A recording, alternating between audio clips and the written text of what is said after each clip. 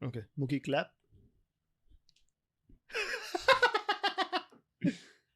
Don't put it there, dude. Just put it on the...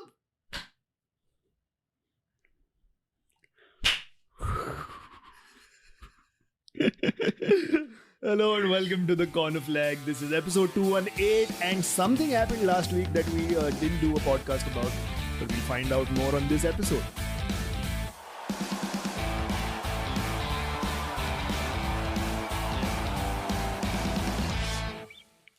Mukesh, you want to tell the listeners exactly what you did right now before we started recording, because that was maximum anxiety all over this room. I placed a large cup of tea on the thinnest surface possible because I was too lazy to put it just a little further away, because it would make my life a little harder if after to finish my small task with both hands, if I had to reach a further amount of distance to get the cup of coffee, that didn't seem like it was worth it. So I just took the risk of placing it on a hot tea on a small surface, and it might have spilt on me, ruining this entire setup and delaying this podcast by at least 1 more hour. Yeah. What is it about you that makes you want to delay the recording of podcasts? Okay, I think I'm not dealing it on purpose. In fact, I'm actually shortening the time right now. By taking this risk right now, I made sure that we reduce the amount of time we spend on waiting for the podcast to happen. It just means a little more anxiety. Just give your hearts a little more beats. Yeah. For those of you who don't know, which is pretty much everybody apart from the 3 people in this room, we decided to record at 6:30. I admit I was late. I came 10 minutes late. I arrived at 6:40. Half an hour late. Not half an hour late. 10 minutes. But of course, in Mukesh standard time, 10 minutes, half an hour, it's all the same, right? Yeah. I came 10 minutes late. Mukesh was already here, chatting away with Siddharth, who's our producer. And just before we start recording, just after all the cameras are set up, after the mics are set up, and Siddharth is about to hit record, is when Mukesh says, "Hey, you have fresh tea or what?" And then Siddharth, and not even Mukesh, Siddharth has to go, leave his audio station, go and make tea for Mukesh, while he sits here like a fucking saint. Because I'm trapped. I'm not even sitting like here like a saint. I'm sitting here like a prisoner because there are so many contraptions around me. I'm actually trapped. If I move, just have to move them, dude. You just have to lift up the mic stand and move it 2 inches away. Oh my God, guys, that's a lot of work. For those of you who don't know, it's a lot of work. My God, you have no idea how much work it involves to move a mic stand. Are you crazy? It's great to be back in the studio. We're back in the studio after a while, Mukesh. We've done the last couple of episodes remotely because Akarsh has been busy and he's not been able to make it. The guest star Akarsh and Prashant has also been on the podcast. But now that we are here in the studio, we are seeing a completely different vibe. Yeah, like it's very cozy. There's like armchairs. There's a coffee table. You know, that it seems very casual. It seems so like we should talk about really intellectual things. Yeah. Like we should talk about the state of the economy. Correct. What is the state of the economy? Good, yeah. Good. All good. Exactly. Yeah, चल रहा है. और बता. तेरे साथ क्या चल रहा है? नहीं, Kohli's playing well. Kohli's playing well, yes. But yes, a lot of you listeners might have realized that we didn't have an episode out last week. Because we didn't feel any reason to. It's not like anything happened. What happened? I bought a new bed sheet. Right. I ate one biryani. Right. Man City won the Champions League. Yeah. Then I went and took this cab ride that was really nice. Got to know the cab driver. Really sweet. I think that's about it. Anything else happened? Nothing I don't think so, because even my life was pretty uneventful. I didn't buy bed sheets or anything, but I did buy one of those onion choppers from Amazon. Have you used those? Oh my God, they're the best things on the world. They're so good. Yeah. They're so good. I bought it and I chopped onions with it and it was so good. It broke. So then I had to fix it the same day. And so I bought another one the same day. So now I have 2 onion choppers. Right. And that's the reason you were crying last week. That's the reason I was crying. It has nothing to do with the fact that Man City might have won. I have no idea what you're talking about. Who cares? In fact, I would say that onion chopper to your life is better than what Haaland has been to Man City. 100%. Best transfer ever. That's the transfer of the season. Exactly. And that, Mukesh, is what you call a bargain. 199 rupees on Amazon. That is a fucking bargain. But should we talk about this treble that you speak of? I guess. Here comes trouble. I don't know why you're sad. If anyone has to be sad, it's the Man United fan who, up until this moment, had the audacity to say that his team was the only team that completed a domestic treble in England. No, I think you're sad about your sadness is more selfish. My sadness is about the general state of affairs. No, my sadness is also about the general state of affairs, because when the treble happened for Man United, it was when I just started watching football. So तभी ऐसा idea नहीं था. So when you boast about the treble as a Man United fan, at least in my case, it's a case of past glory. Like this thing happened in our history. पता है मेरे को. मैंने देखा है. मैं खुद देखा था. मैं गया था Barcelona. I cheered for Solskjaer when he scored that goal. And the only thing I've done is I've seen YouTube videos, dude. I'm like, oh fuck, fills me with pride. But ऐसा नहीं है कुछ. But now we saw this. Or rather, we didn't see it. I thought didn't see it. Did you see the highlights of the Champions League final? I did. Oh, I didn't see that also. You have to fill me in on what happened. Apparently, Lukaku missed some chances. Lukaku and Lautaro are probably one of the worst attacking duos I've seen on such a big stage, easily. But still so hyped. So hyped.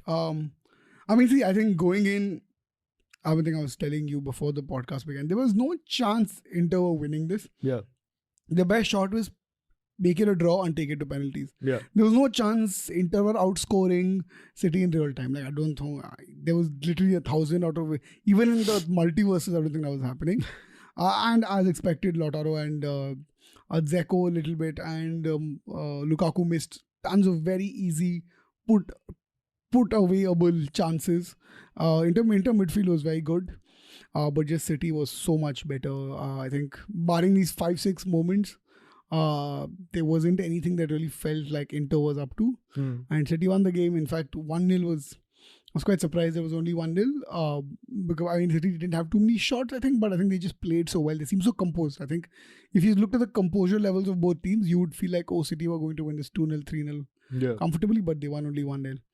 City was surprisingly super composed even after Kevin De Bruyne got injured and went off. And second Champions League final in a row for him to walk off with an injury. I think just a little bit of curse happening there. So he walked off, and then they got Phil Foden on. So I guess, wow, it's nice to have one generational player replaced by another generational player.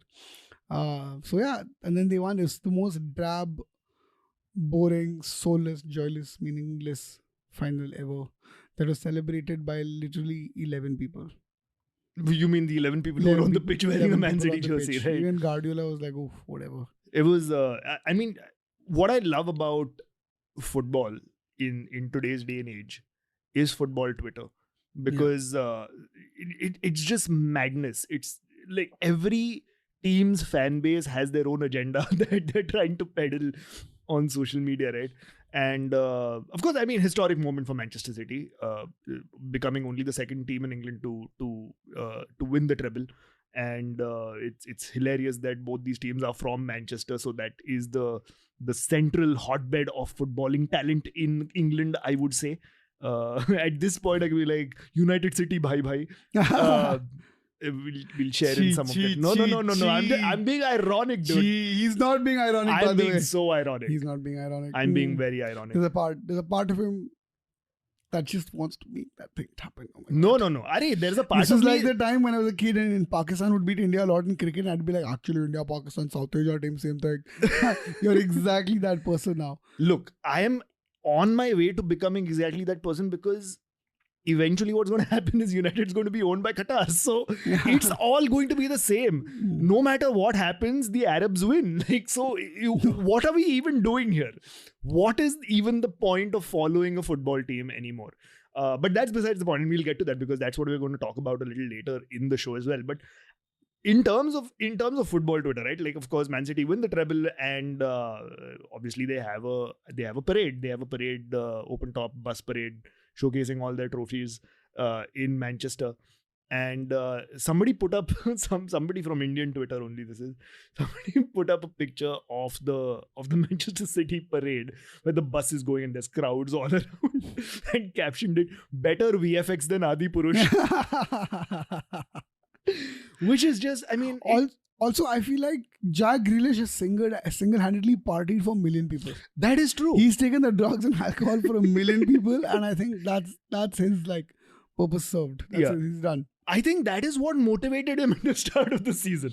Yeah. I think that's what Pep told him. Pep told him, you win me 3 trophies and I will give you 3 nights to do whatever you want. Yeah. Whatever drug you want, you do it. Whoever you want, I'll Whoever do you it. want. Yeah. I'll do it with you. And I think that is something that really motivated Jack Grealish, because I feel like with a player like him, with a personality like him, you have to resort to these means to Yeah. motivate. Not everyone's motivated by glory or by money. Yeah. Some are motivated by Vibes. drugs. So, but yeah, he went on a bender. Let's talk about Jack Grealish, because he went on the bender of his life. The only likable thing about Man City winning so much is Jack Grealish went on a bender, Yeah. and it was hilarious to watch. And it's hilarious to imagine what all he would have been through.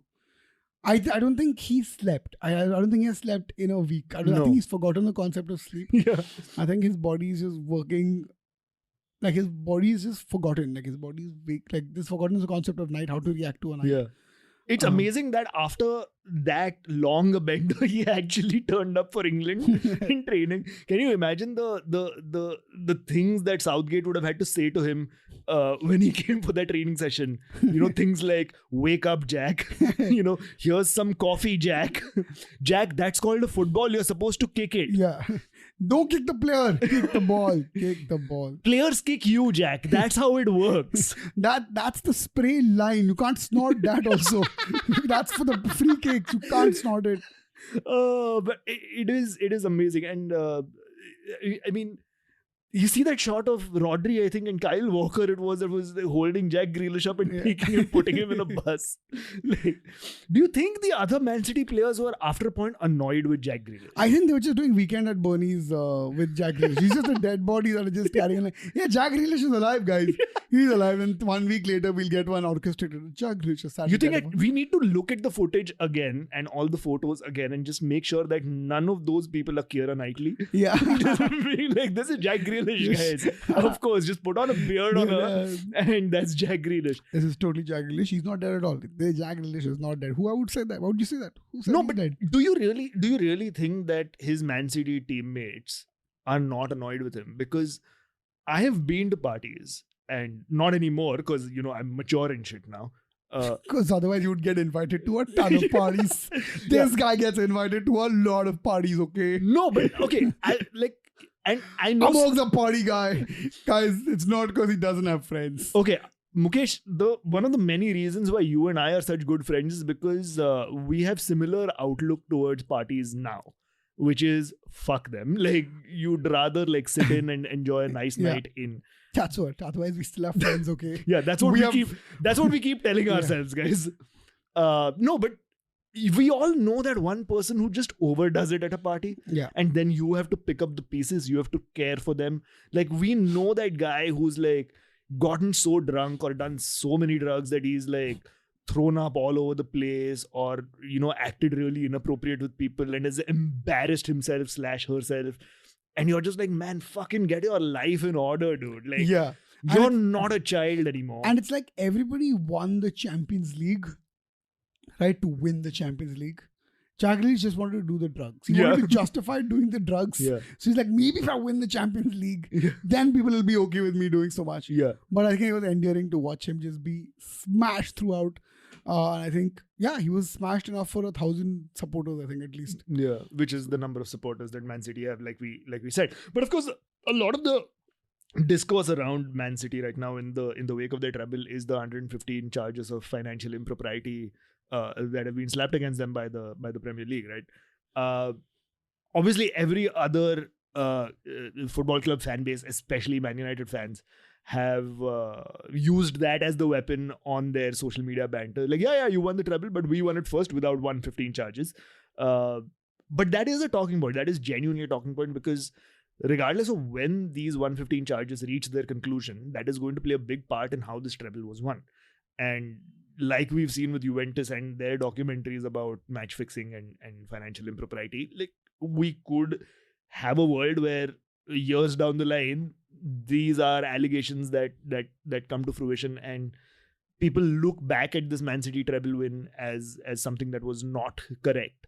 And I'm not just saying that as a bitter Man United fan, even though I am a bitter Man United fan. I'll be very honest about that. But how much do you think those 115 charges played a part in this? Because with everything that has happened since the Abu Dhabi takeover of Man City, of course, getting Pep Guardiola in, betting him in, putting a support team around him, Pep Guardiola almost making it to the Champions League finals, but tinkering and losing out at the last minute because he overthought things. This season, it just looked inevitable. Yeah, this season, I think everybody knew them winning. In the last couple of months, we knew they were going to win the cup. All the cups for sure. And didn't win the Carabao Cup. We didn't win the Carabao Cup. Southampton stopped them. Yeah. That's the team. And they got relegated. They took one for the team. they sacrificed themselves for the greater good.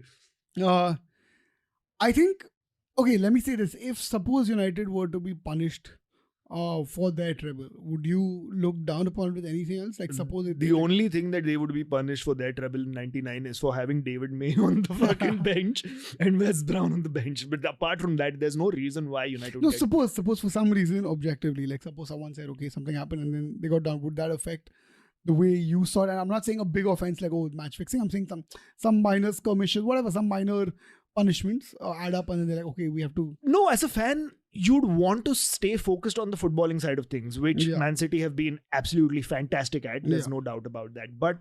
And I'm glad that you brought this up because as we speak, there is a Qatari takeover in progress of Manchester United. Now, as a United fan, I don't know how the fuck I feel about that. Yeah.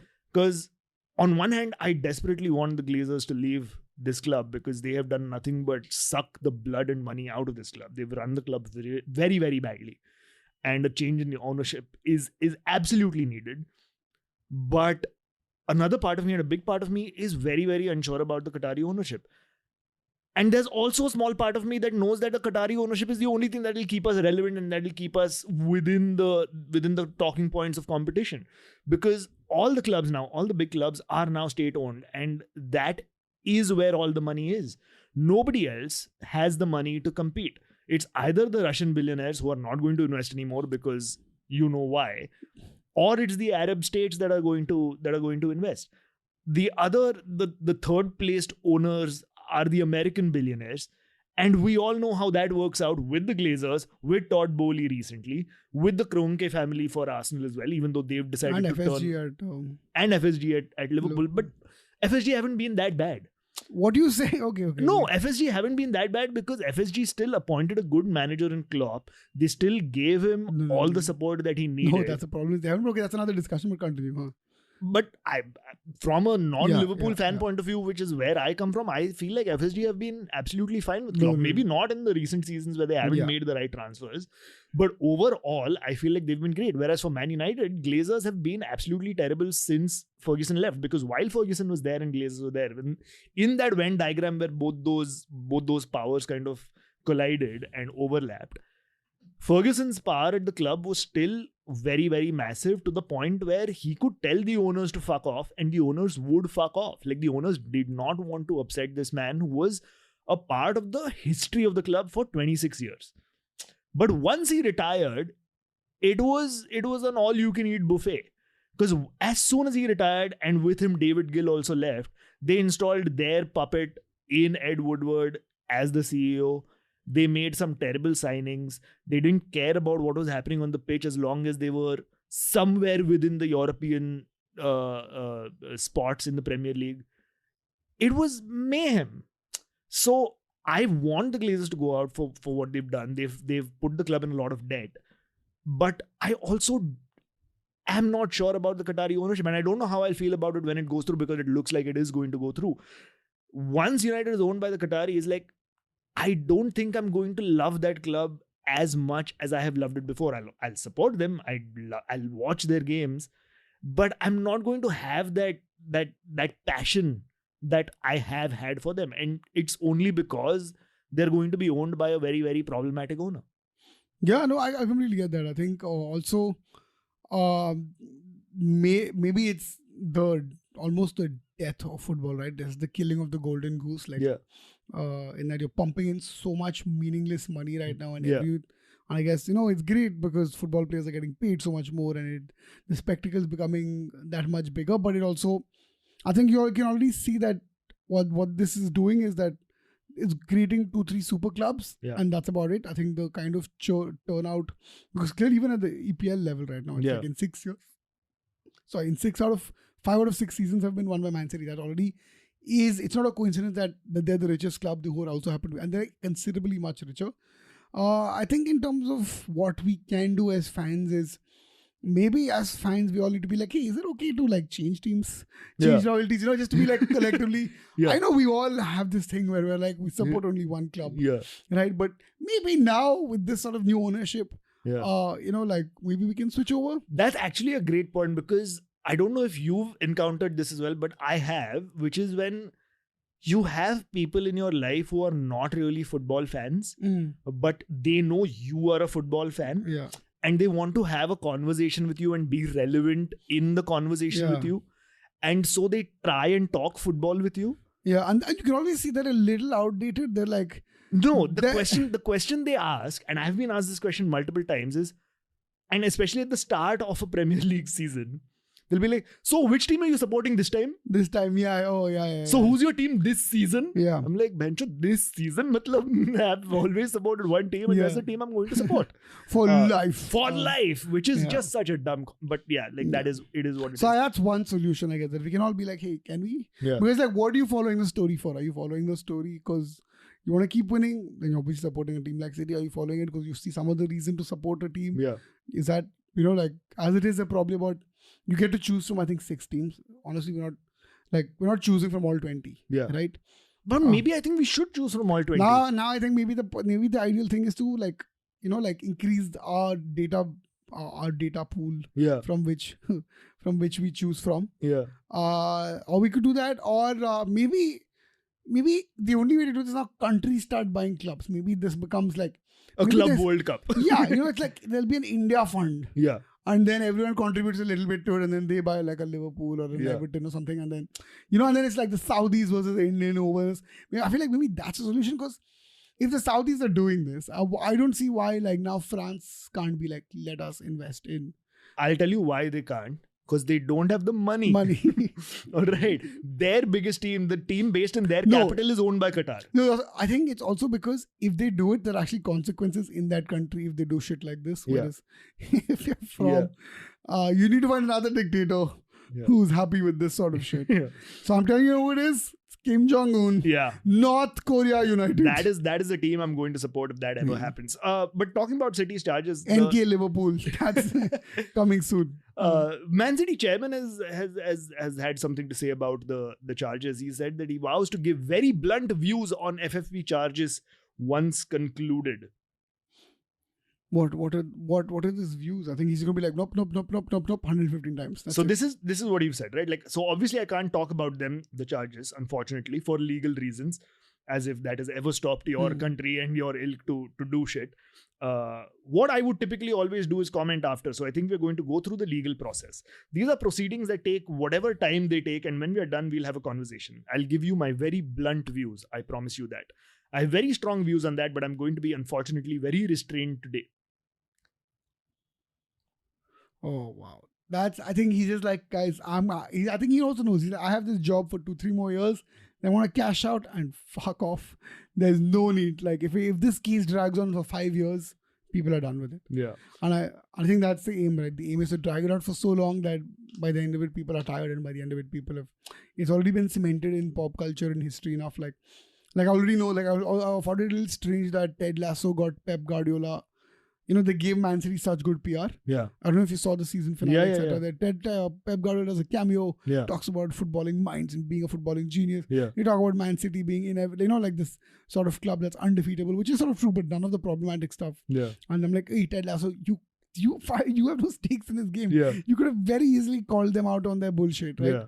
Yeah. But yeah, so I think that slow, soft cementing of Man City's victory as legitimate is anyway happening. Yeah. And the longer these 115 cases, whatever charges take to resolve, then it's just going to be legitimized further and further, which I think will eventually happen. I'm glad you brought up the Ted Lasso finale because I just remembered something which is further proof to our Jack Grealish conversation. Because when Ted Lasso and Pep Guardiola shake hands, Pep says to Ted Lasso, winning isn't everything. The most important thing is you tell these group of players to be the best versions of themselves on and off the pitch. And man, he's doing that with Jack Grealish. Jack Grealish is being the best version of himself on and off the pitch. Yeah. So there's a little bit of foreshadowing happening there. Right, let's move away from the Premier League and the FA Cup and the Champions League, which is all Man City. Let's talk about Real Madrid, because on the day the transfer window opens, Real Madrid have announced the signing of Jude Bellingham. They have released photos of him wearing the Real Madrid kit. Looks right at home in it. You as a Liverpool fan look very, very sad because he flirted with you a lot. But eventually he went to Real Madrid, and in his opening press conference he even said, no, when I saw Real Madrid beat Liverpool in the Champions League final, I knew this is where I had to go. Like, he's just rubbing salt in the wounds, bro. For me, I'm just looking, it's like between United and Liverpool, it's a rivalry. Between City and Liverpool, it's a rivalry. But between Madrid and Liverpool, it's not a rivalry. Just we're getting whooped on every front, on the footballing front, on the just like football adjacent front. We're really getting whooped in every front. Even the one time we won the Champions League, it was in Madrid. There is no way. I think Madrid's beating Liverpool at everything, and I'm feeling a little sad about that. Because some of this hurts a lot more. But I'm actually happy. I'm glad that he went to Madrid, because it doesn't mean it's better than seeing him in a Man United kit or a Man City kit. But what a talent, dude! What a fucking talent Bellingham is. How silly football fans sound in hindsight when Birmingham, I think, retired his jersey. They knew what they were doing because they knew who they were letting go. And the fact that within, I think, 3-4 years he's already become the face of, and he's probably going to become the face of Madrid, right? So I think what a journey for him I think in a span of 4 years to go from playing at Birmingham in Birmingham grounds to now going to Bernabeu at regular and being a Champions League regular. It's a great fucking journey. Sucks it wasn't at Liverpool. But I guess there was no way he was going to be Europa League, even for one season. You know what I'm saying? This kid, I think he's about 20 now, he doesn't want to be in the Europa League until he's 32. That's not something he wants to entertain, even, fair enough. And I think Liverpool really fucked up big time this season. And left, and they don't have the money, even Liverpool. So but let's talk about Madrid's transfers, right? Because they've announced Bellingham. Tony Cruz had something interesting to say when he was asked about Bellingham's arrival and his price tag, because he's gone for £103 million, which is quite a lot of money. That's definitely not a bargain. That's definitely no. I think that's a bargain, dude. Anything my God, for Jude Bellingham, 20-year-old Jude Bellingham, you're getting for under 150. You do know that he has really weak knees, right? He's gone Such you've met him, or what? You've been you've done a statistical analysis. I'm telling you, his knees are out. His knees are gone. The only big red flag in the entire deal, and the only thing maybe I'm a little grateful that he hasn't come to Liverpool, is that he has really weak and shaky knees. He's had 2 knee surgeries already. Acha, so you would still pick Thiago over? No, or Naby Keita over Jude? Oh my God, all of those players are players who have surgeries even in their armpit. I think they have surgeries every year. I'm just saying, the only thing, as depressing as his Jude Bellingham saga has been, the only thing I'm grateful for is the fact that he has a really weak knee. He's already wearing those knee pads or whatever when he plays. So I'm hey, that's not really a good sign. He's got too many minutes under his belt. There are sour grapes. And there's wine. And then there's this is straight up wine. Then there's really bad wine. And you've gone past the bad wine. I'm expired wine. Expired wine. But so obviously Karim Benzema has gone to Saudi Arabia, as have a bunch of other players. But Tony Cruz, like I was saying, has had something interesting to say about Jude Bellingham. He said that he's going to have to prove himself, because, as you know, we've had other players who've come for big money and they haven't done well at all. Hazard, big as Eden Hazard, who also terminated his contract mutually, and also made a dig at Carlo Ancelotti, because he was asked if he still wants to play at the top level in Europe, and he said, "Well, I've been rested for 2 years, so I think I still have a lot to give." Okay, there is no way Hazard is going to come out. Hazard is going to come out of this looking like the good guy. Whether it's a dip in quality, in form, whether it's a dip because of lack of interest, or whether it was the minute the deal was done, he's chilling, which is also fine. As a human being, it's fine. Yeah. Once you get your big paycheck, there's no need to, you don't have any more incentive to work harder. But let's accept for what it is. Yeah. There is no way between that battle between Ancelotti and Hazard comes out looking like the good guy. Yeah. But let's talk about the Saudi Arabia connection now, because Karim Benzema is going to Saudi Arabia. Ronaldo already went there and paved the path for all these superstars to go there. But now we are also seeing that Ruben Neves has been signed. At the peak of his career. Yeah. He's 26 years old. He's at the peak of his career. Ruben Neves is signed for a club in Saudi Arabia.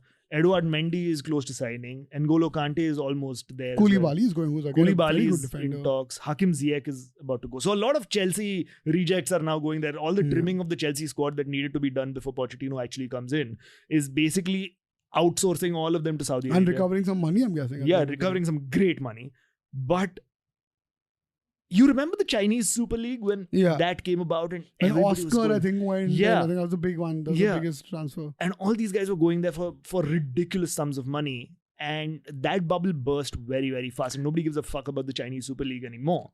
But the only reason I feel like this might last a little longer, maybe I'm not saying it'll be equally successful, is because I think culturally China was a bad fit for football. Yeah. Whereas Saudi Arabia, for whatever reason, is still active within, whether through FIFA, whether it's through players, because sharing religion with players, I think it just seems like a bigger cultural fit. Yeah. And now I guess hosting Qatar, the World Cup being hosted in Qatar, and like I think Saudi Arabia is also making a bid. Yeah. So now I think, like that, it doesn't seem like this seems to be a little more familiar than opposed to China, which just seems like this black box. Yeah. And which is, I guess, which is what China is in general, which just seems like a black box. I'm not sure what really happens in there. So I think culturally this might last a little longer. Plus, I'm guessing they can actually sustain these sort of salaries for much longer than say China could. But do you think that's the future of football now, where we're all going to have to start supporting Saudi Arabian teams because none of our favorite players are going to be in the European leagues anymore? I think what I really hope, if actually the Saudi clubs are really smart, what they'll do is they'll actually siphon off the championships talent to Saudi clubs, because I mean, if the idea is to win it, if the idea is to just add money, because I feel like they're still going to, if there are 5 great players, they're still going to have 6 shit players. They're still going to have 6 local players, right? Yeah. And it's not like, I don't think that's good enough. If you have like a team of 11 average players versus 5 great players and 5 absolute shit players, I feel like the average team would win. So I feel like if the Saudi investment is really smart, hopefully they take away some of the smaller, lower cream of players. Because I still feel like if you want to be seen in the world, you're probably going to be at the Premier League, and they still pay pretty healthy salaries comparatively. But I feel like, I think all so I think French football can buy. Yeah, they're like done. Yeah, I think French football, non-Bayern German football, they can just say bye to everybody. Yeah, I think Spanish football is going to look even more, becoming the distance between the top 3 and the remaining 17 is going to become even wider, right? Because I think now players will start going directly from like South America to Saudi. Yeah. Like if I'm a South American player and I know I'm not going to be as good as, I'm not even going to be 50% of a Neymar. Yeah. And they're going to be paying me so much more money in Saudi, and then there's a direct, probably, I'm sure at some point they'll connect them to the Indian Super League once they hit a 30 or 32. Yeah. There is no chance I'm going to accept playing in Spain or for whatever reason. Right?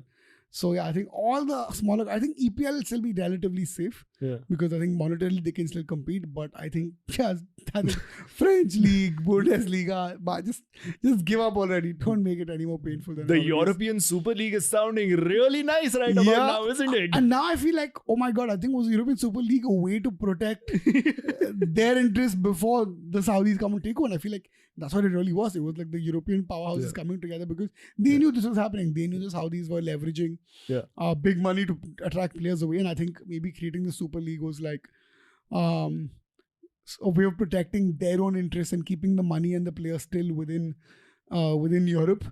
And wow, how did they come off looking like the weaklings and the underdogs in this? How cute. It's damn cool. All right, before we go to the questions very quickly, we'll just talk about a little bit of breaking news. This has happened just about a couple of hours ago. Gary O'Neill has been sacked as Bournemouth manager. Yeah. Did you say why? Because I can't. It's ridiculous. Yeah, I mean, it's ridiculous because he saved Bournemouth. And he didn't just save them in the sense that, they managed to finish like 17th and they just about made it out.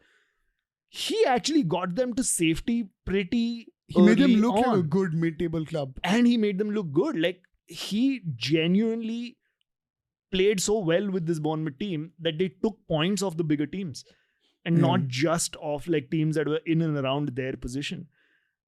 Every team that went to Bournemouth or was facing Bournemouth at home towards the latter half of the season, towards the last few weeks of the season, had anxiety because they were like, fuck, this is It's not an easy gig. It's like, it's not an easy You'd gig. think that, oh fuck, it's Bournemouth, we'll be able to beat them easily. That was not the case, and he genuinely did a good job. I remember in the last few episodes of this podcast, we were talking about Gary O'Neill as manager of the season because of the work he did with Bournemouth. But that obviously was not heard by the people Unless at Gary Bournemouth. O'Neill is going to a Saudi club, Oof. they're coming for the managers as well now. Hey, you think they want to come for a podcast or what? I'd love for that to happen. In which case, bye idea, bro. It was nice knowing you. We We'll want see some you. Saudi money. Yeah, we want some Saudi money. We'll get 3 dirhams and that's enough. Yeah. The Cherries have said that a new boss will be appointed imminently after Monday's surprise decision. They described this decision to sack Gary O'Neill as difficult, but in the long-term interests of the club. The owner, Bill Foley, Bill Foley said, Gary's achievement last season is one I will always be grateful for. This has been a difficult decision, but it's been made with great consideration to best position ourselves ahead of the coming season. I really want to know who the new manager is going to be. It better be like Sir Alex Ferguson coming back. Like through some No, maybe AI. not that much, but it better be a good manager, like a De Zerbi type, Yeah, somebody yeah. maybe European, but who's made some good moves in European leagues and has the experience of managing a lower mid-table club and can get a relative stability out of the players that they have, can make some interesting moves in the transfer market as well. Because if they're going to go for somebody like Sam Allardyce, that's like, dude, what the fuck That's are why you you want to doing? get relegated. You're more comfortable Yeah. in the championship. And we like to be middle class. Like Right. it's one of those situations. Crazy. Right. So shall we have some questions? Yes. Questions with the corner flag. Dude, answers also, huh?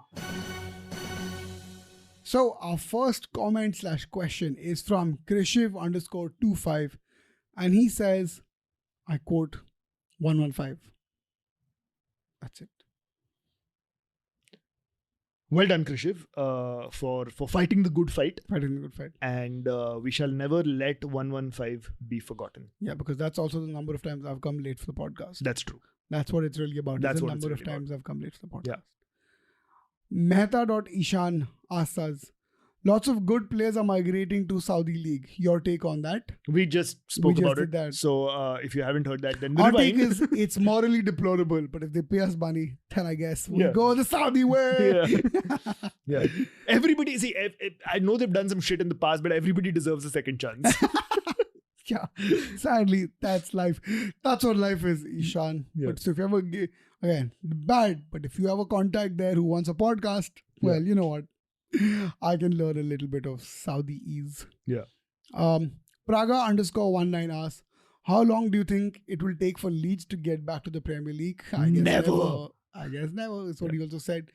Yeah, I guess Leeds are done with it for a while. They had a really good shot and they messed up big time by firing 2 really good managers. Yeah. And now they're just paying the price for it. Yeah. And Dude, and with Leeds, like, I remember when Bielsa came in, all Leeds fans, and by all Leeds fans, I mean Arvind Dese, who's the only Leeds fan here that we know, was talking about how, the owner, Andrea Radrizzani, is so good and he interacts with all the people and he's like the best owner that we've had. And this is a turning point for the club. Benchot, usne, to buy a fucking Spanish team or a French team or something, he put Elland Road up as collateral. yeah. So, matlab, gaad mar gaya wo Leeds Yeah. ki. Victor Orta, who was the director of football, who was supposed to be a brilliant director of football and very passionate in the number of fights that he's had with people while being in the stands and watching Leeds games, has also been fired because he was the one who oversaw the firing of Bielsa and then the subsequent hiring and firing of Jesse Marsh and Javi Gracia. So, matlab, everybody that was supposed to do such a great job with Leeds United has fucked up so spectacularly. Including Patrick Bamford. Including Patrick Bam. It's hilarious. Yeah. Whereas MUFC asks, what's worse, Lukaku's finishing or Adipurush VFX? I haven't seen Adipurush. Adipurush And I've never seen Lukaku finish. So I guess I don't know. I guess the only way to make Lukaku's finishing better is through VFX. Harish Mutalagan asks us, do you think in future there would be managers being bought by clubs and loaned out like Javi Alonso? No, I don't think that'll happen. Yeah. In fact, I do feel like there will be AI coaches. That is something I feel like that might happen. No, I don't think there'll be AI coaches either. I feel like there'll be tactics generated by AI, and then there'll be like band managers, and that's all you'll need. That's fine, because there is somebody, I believe in the French league, there's an English manager in the French league who's like really young. He's like 30 years old or something. And every time this team plays, I think it's Lens. In the French league. I think Every time this team plays a match of competitive football, they have to pay a fine of 22,000 euros because he's not a registered coach. He hasn't done his licenses. And he's actually doing really well with them. So they're happy to pay the fine while he gets his coaching badges. But he's in that position because he's fantastic at Football Manager. Yeah. So I feel like, yes, AI will play a part in creating tactics, and not just AI, Football Manager. And I feel Football Manager also uses AI really brilliantly. But AI will never take over as a head coach of a team. That won't happen. AI will help in very, very many ways, but it won't be the main. Yeah, I'm sure. Coach. I think the players will still receive instructions from a person, but the think tanky stuff will probably be completely done by AI. Among this, I think, is first to you, Fazil Abbas Banatwala asks, thoughts on Greenwood situation? Absolutely deplorable. Absolutely fucking ridiculous and deplorable. For those of you not in the know, United recently released their list of retained and released players. David De Gea is not on the list of retained players because he's running out of contract and they're still negotiating a contract with him. And they remain hopeful of reaching an agreement, but we don't know what will happen. But Mason Greenwood, because he still has a few years left on his contract, is a part of the retained list. It is ridiculous. Like, I can't believe we even have to justify this, but I don't think he should ever play for Man United again. I don't think he should ever play football again, because regardless of what has happened in the courts, the case has been thrown out because I feel like they've reached a settlement out of court. Yeah.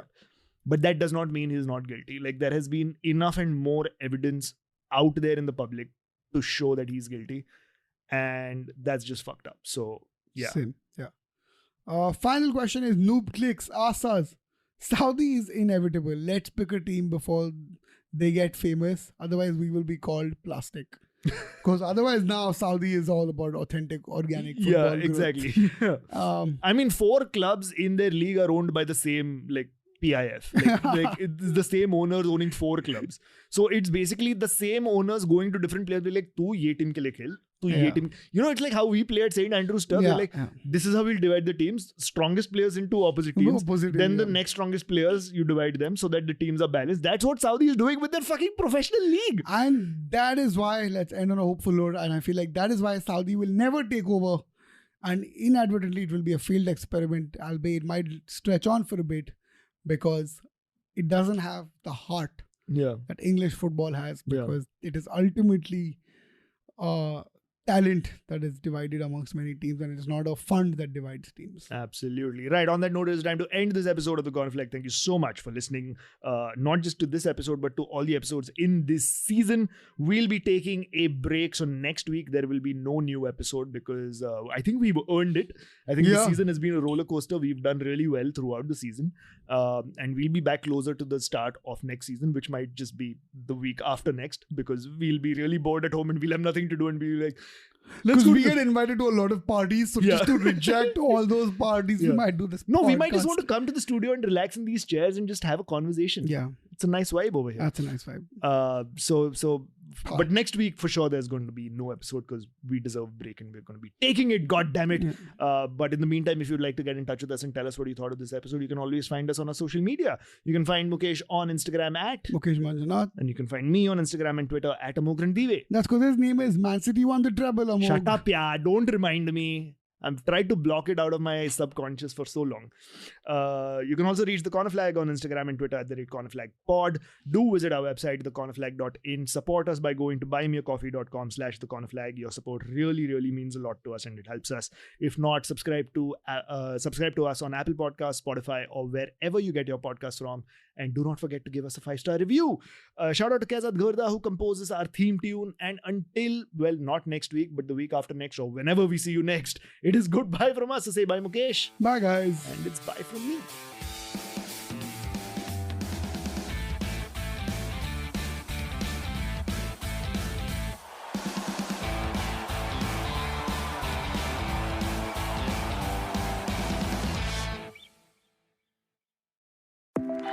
For America's climate goals, investing in clean energy adds up. But what doesn't add up is an additionality requirement for clean hydrogen. Additionality would put an unnecessary and inequitable burden on domestic clean hydrogen producers and have serious consequences for America. America needs clean hydrogen, but an additionality requirement just doesn't add up. Get the facts at cleanhydrogentoday.org. Paid for by the Fuel Cell and Hydrogen Energy Association.